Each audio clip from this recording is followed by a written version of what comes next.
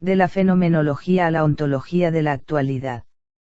Según una especie de círculo hermenéutico que tampoco en casos como este, la filosofía puede evitar, proponer un camino que va de la fenomenología a la ontología de la actualidad, es ya un modo de encaminarse de forma explícita, por ese sendero. Sin embargo, la decisión de emprenderlo, no está motivada por ninguna razón teórica general, por ninguna exigencia lógica, que obligaría a la fenomenología a convertirse en algo distinto de lo que solía ser, en el propósito de Husserl y de los más ortodoxos seguidores de esa escuela. Por lo tanto, es la actualidad, la que requiere este esfuerzo de transformación. Ontología de la actualidad, como se ha dicho, es una expresión del Foucault tardío, que oponía ese modo histórico de filosofar a la que en cambio, llamaba analítica de la verdad. Grosso modo, con este último término, Foucault indicaba el pensamiento interesado en definir las condiciones y los contenidos de una verdad no sujeta a los cambios de las condiciones históricas, esa verdad que en la tradición filosófica, al menos hasta Kant, siempre quiso ser una instancia crítica que la razón pudiera hacer valer también, en relación con la historia.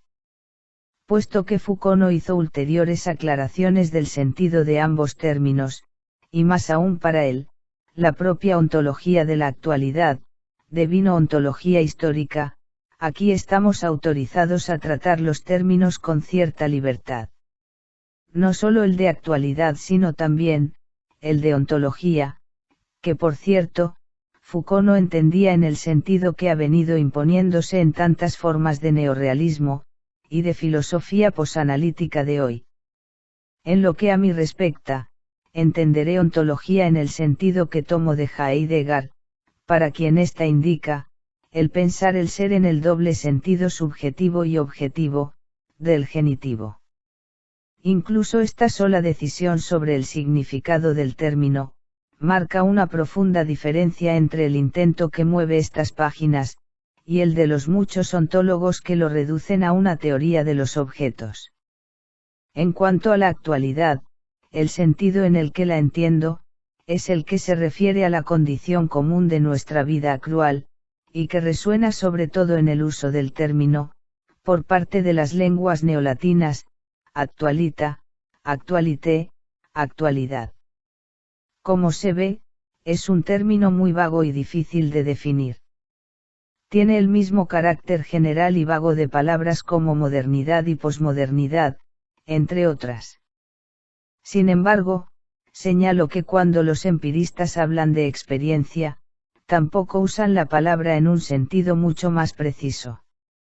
Por lo tanto, mi hipótesis de trabajo es que hoy, en nuestra actualidad no solo filosófica sino también, histórico-social, es necesario pasar de la fenomenología hacia una ontología de la actualidad. Hablo de hoy mirando no solo los problemas que se discuten en filosofía, sino que en cambio pretendo hablar del mundo en el que también, todos nosotros, los filósofos, nos movemos y vivimos. ¿Acaso estoy pasando el límite que lleva a la sociología?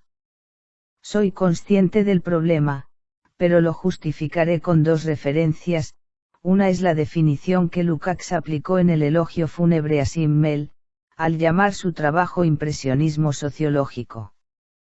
La otra, es la práctica concreta de algunos grandes filósofos del siglo XX, primeros entre todos, Adorno, Horkheimer, Benjamin y Heidegger.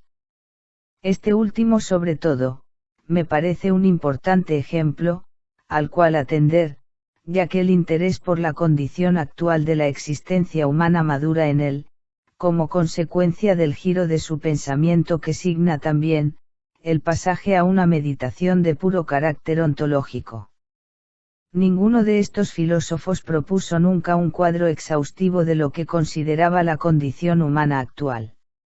El término impresionismo usado por Lukács, referido a Simmel, incluye también, una cierta parcialidad del contexto.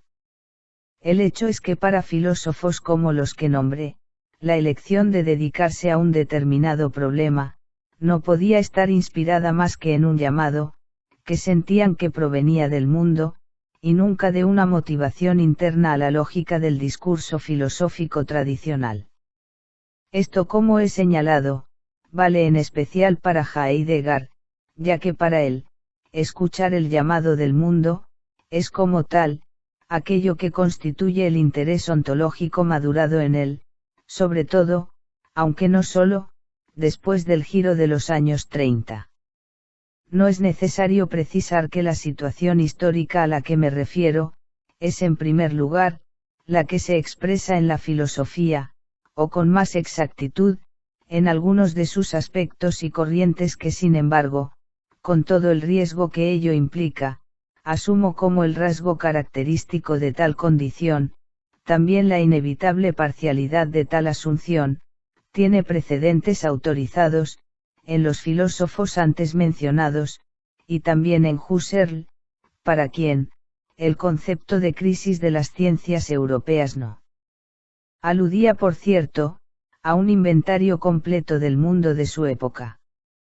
Cuando hablo aquí, de ir más allá de la fenomenología, no me refiero de manera principal al Husserl, autor de la crisis. Pienso en la fenomenología eidética, y en su tentación, así la llamaré, de resolver la filosofía en una serie de ontologías regionales que tienden a no preocuparse por la ontología fundamental.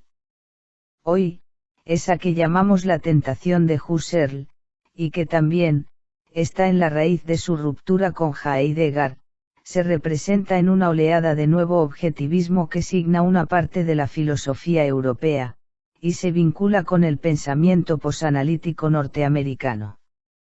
Bajo la presión de tantas preguntas de nueva normatividad que se dirigen, casi siempre de forma indebida a la filosofía, esta con frecuencia se empeña, en el esfuerzo de basar sus propias respuestas, en una redefinición de los entes, a los que deberían aplicarse las normas. Es típico el caso de la noción de persona. En el último tiempo, incluso un pensador como Jürgen Habermas, ha propuesto redescubrir la noción de naturaleza humana, para basar en ella, normas de bioética. Aun compartiendo las preocupaciones de Habermas por los riesgos vinculados con la comercialización de los resultados de la ingeniería genética, tampoco podemos dejar de reconocer, los riesgos que comporta una posición como la suya.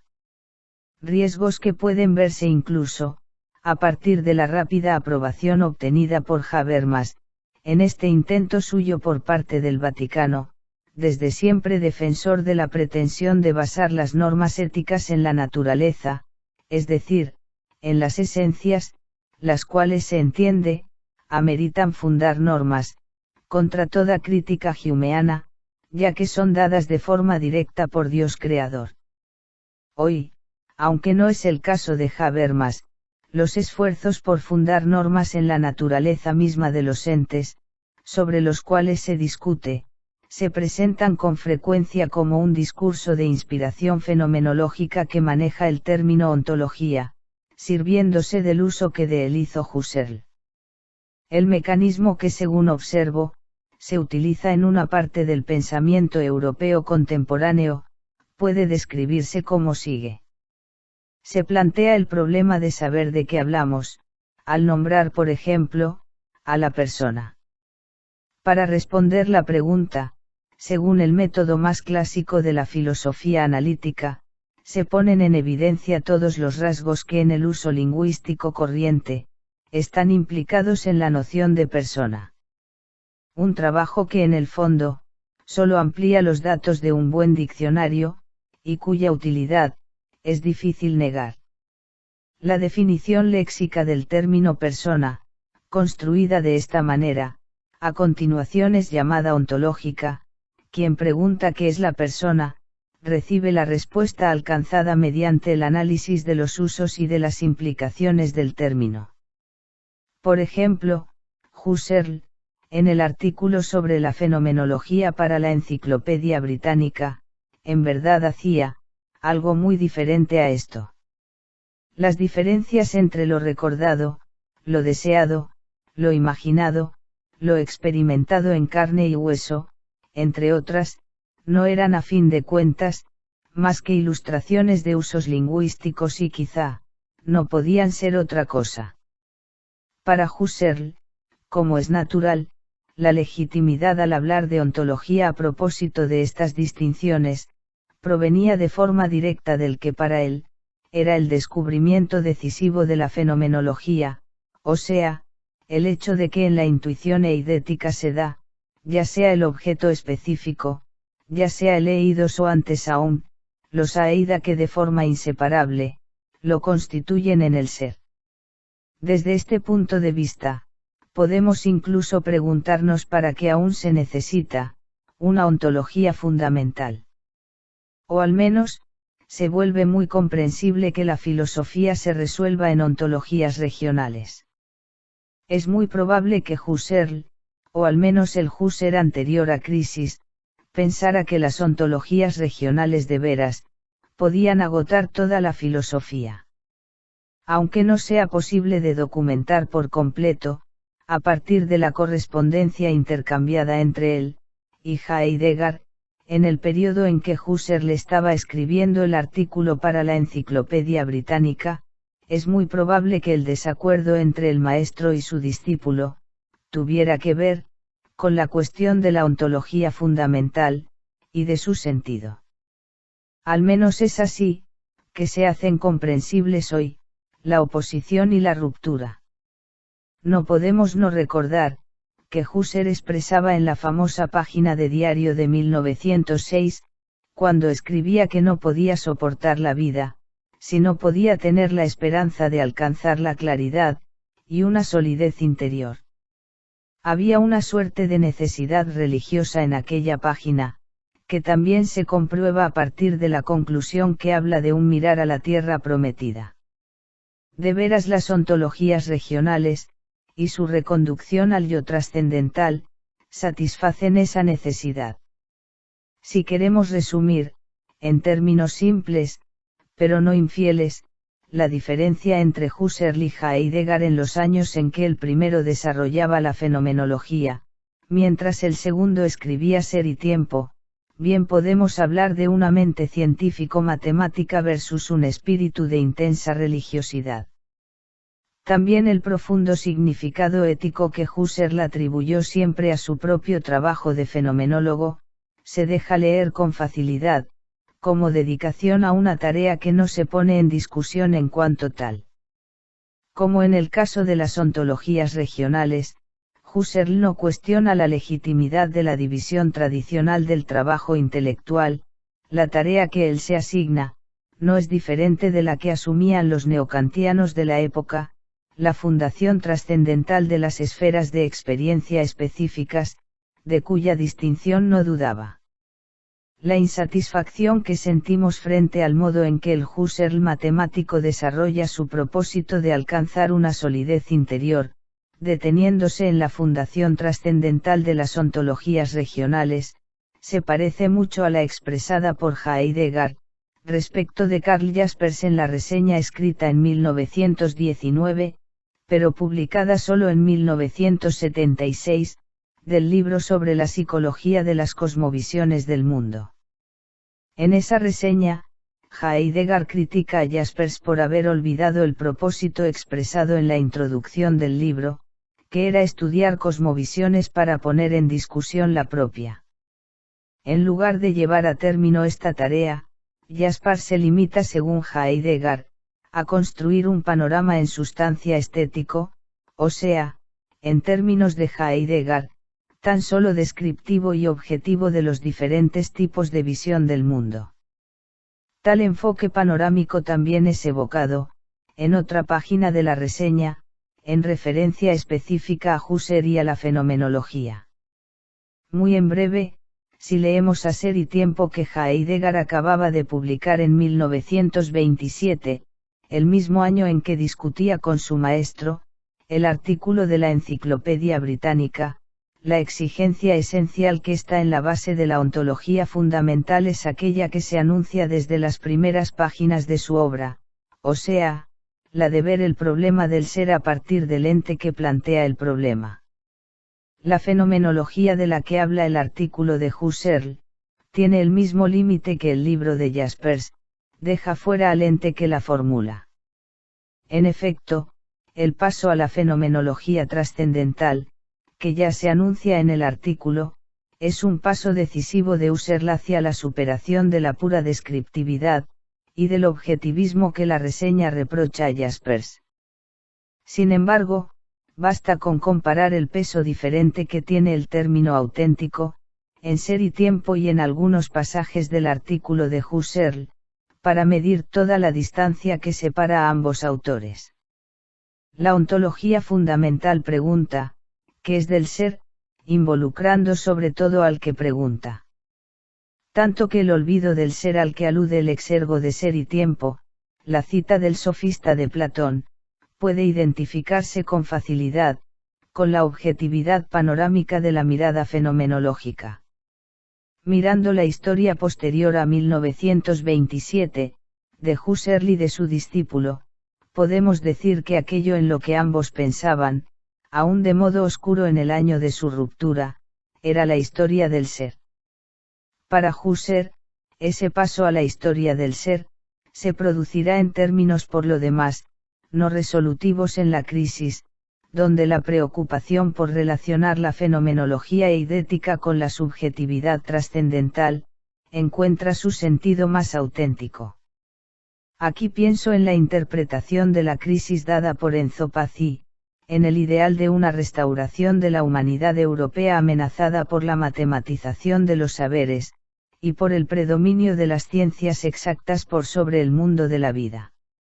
En Heidegger, como se sabe, la autenticidad de Ser y Tiempo se transformará en la idea del ser como Ereignis, o sea, como donación de aperturas histórico-destinales, que son las que constituirán la historia del ser.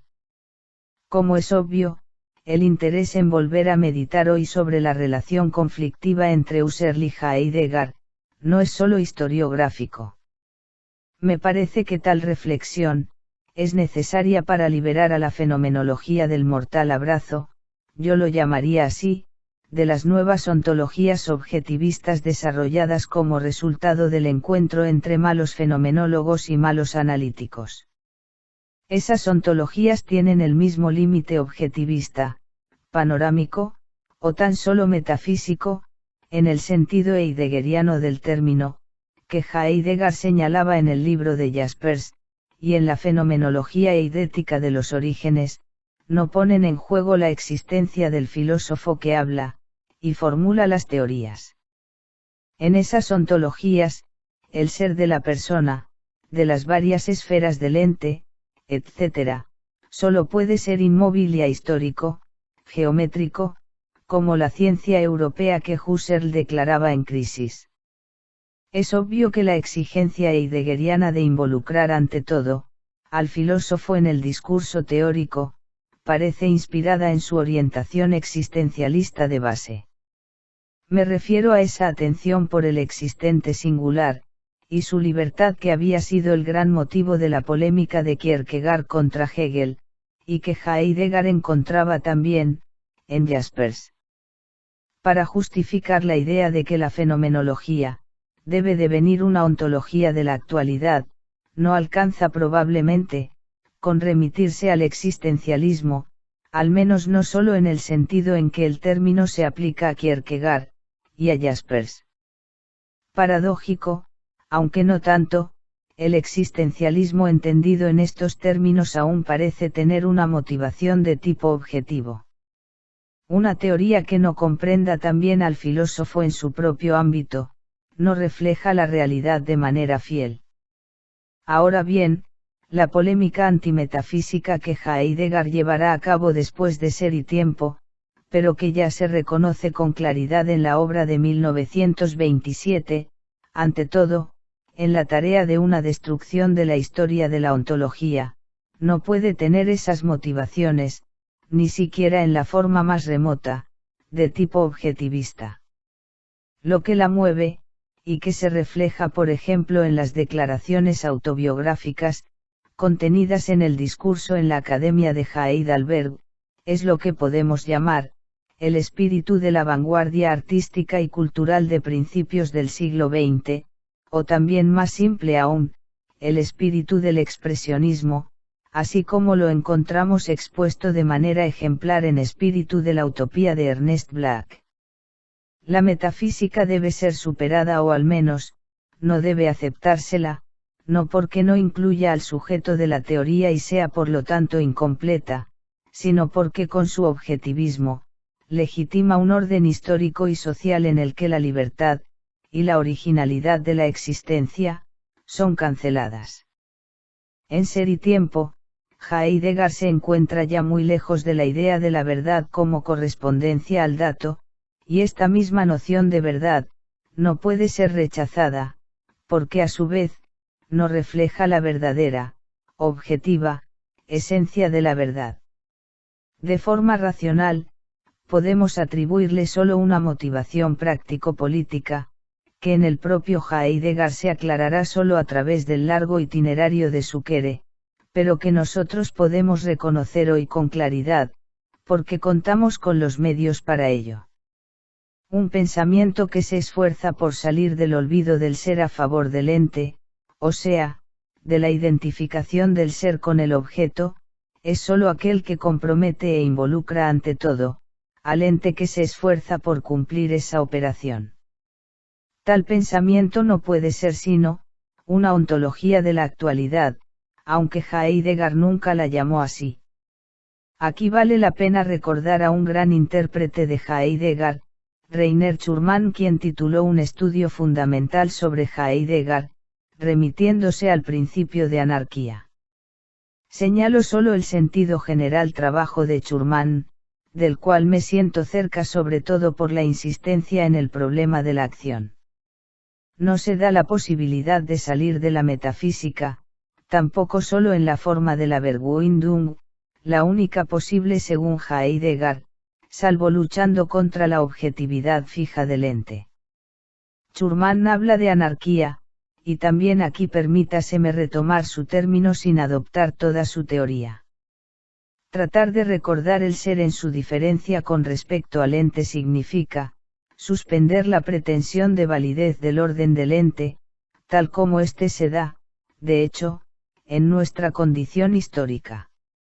Se trata pues, de intentar reconocer los rasgos específicos de la apertura histórica a la cual somos lanzados, por ejemplo, el paradigma en el sentido de Kuhn, que nos hace posible hablar, verificar o falsificar nuestros juicios. Así como también, de reconocer su radical contingencia e historicidad, con una especie de toma de distancia que para Heidegger quizás, es el verdadero sentido de la epoche fenomenológica. En efecto, es lo que dice Heidegger, cuando habla del círculo hermenéutico, hay que estar en su interior a conciencia, no dejándose imponer por el azar o por opiniones comunes. Ese pasaje de Ser y Tiempo en su contexto, era problemático, ya que no quedaba tan claro, qué significaba estar en el círculo sin ceder a las opiniones corrientes, pero también, sin pretender salir de él, con una visión objetiva de la cosa por conocer. Me parece que el problema puede hacerse más claro si pensamos en el doble sentido de la ontología de la actualidad. Darse cuenta del paradigma al cual somos lanzados y suspender de éste, la pretensión de validez definitiva, a favor de una escucha del ser, como lo no dicho. No es difícil mostrar por qué semejante pensamiento del ser, corresponde de modo más completo a la exigencia de la cual partía Heidegger en su crítica a Jaspers, que como he mostrado, vale también, para Husserl, piensa en el ser en su darse y ocultarse en la efectiva apertura histórica, el paradigma, y se abre al ser como diferente al ente, en cuanto suspende de modo anárquico, la pretensión de definitividad de la apertura. ¿Con qué resultado?, se preguntará. Aquí me parece que debo disentir con Schurman, al menos si lo comprendo bien, pues él consciente también de su lectura de Meister Eckhart, tiende a una suerte de conclusión mística, que corre el riesgo de hacer de la epogée, una condición de desprendimiento total de la historia. Tiendo a pensar que la escucha del ser, en las dos formas que he señalado, conocimiento del paradigma, y suspensión de su validez en función de la escucha de lo no dicho del ser, puede identificarse en los términos siguientes. La comprensión del paradigma en el fondo, no es otra cosa que el esfuerzo por comprender de forma dialéctica la totalidad social a la que somos lanzados. También y sobre todo, en el sentido del materialismo histórico de Marx.